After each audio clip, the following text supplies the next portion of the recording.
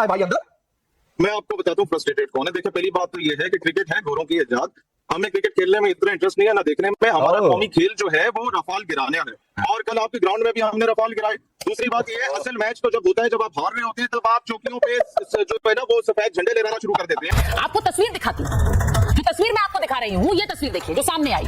कल हमने क्रिकेट के मैदान में इस खिलाड़ी को अपने बल्ले को ऐसे उठाते हुए देखा जैसे कि ये AK-47 उठा रहा है। ये 6 नंबर दिखा रहा है।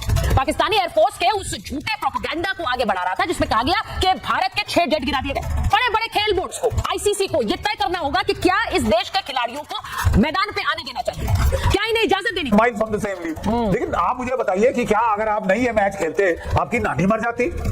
क्या नुकसान क्या था? मतलब इतने पैसे जाएंगे, भाड़ में जाए पैसे।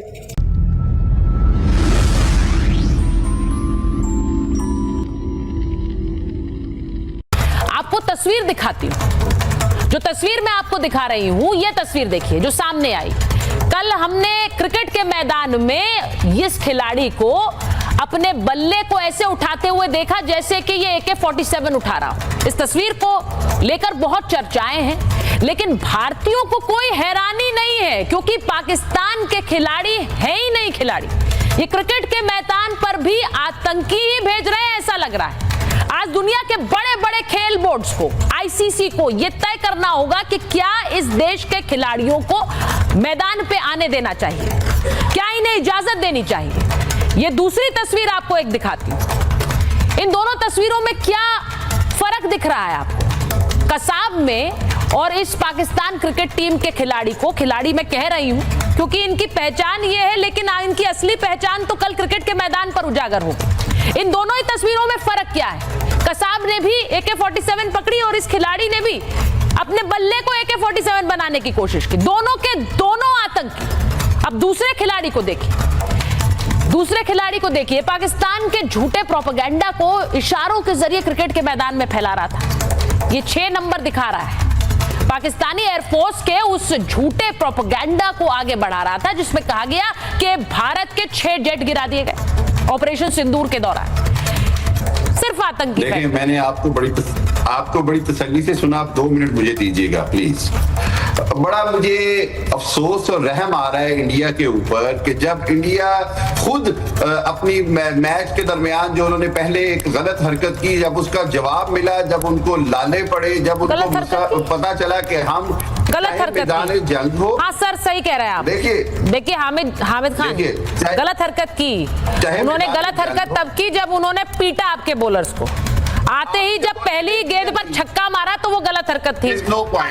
आते ही पहली गेंद पर छक्का मार दिया तो वो गलत हरकत थी।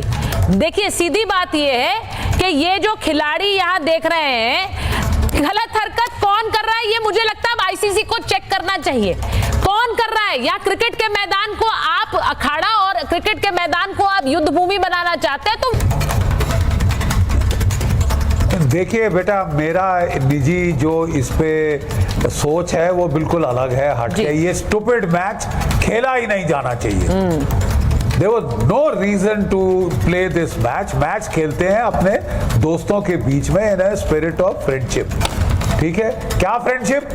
आपने वहां पे हमारे 26 लोग बेकसूर मार डाले, एक नेपाल का मार डाला, मजहब पूछ के मारा, एक बेचारी औरत के सामने उसके खसम को मारा, बेटे के सामने बाप की हत्या करी, और हम आपसे क्रिकेट खेले? भाई, we should not have played this match and we have just invited this abuse upon ourselves. एक तो ये लोग खेल नहीं सकते, they can't bloody well play for nuts, पिट जाते हैं। I totally agree with the Indian captain की क्या what bloody competition, what match.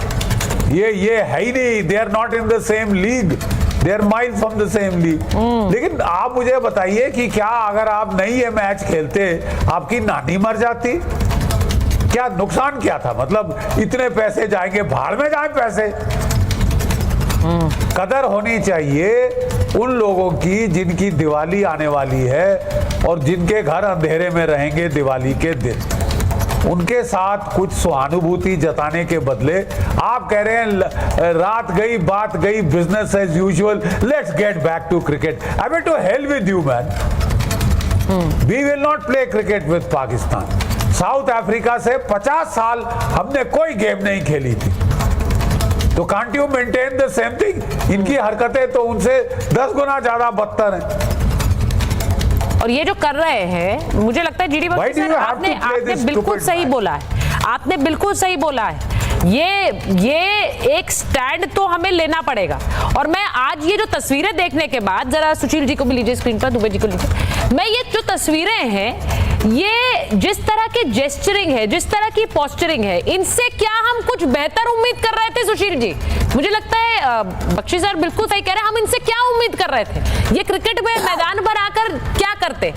ताजा में मिला हुआ सबक पाकिस्तान का ऑपरेशन सिंदूर का हो, तो उनको हर एक चीज हमारी ब्रह्मोसी लगती है। कल ठीक है शर्मा के सियालवी आप बोलिए, सियालवी आप बोलिए, ये भाई ये फ्रस्ट्रेशन कहां जाकर निकलेगा?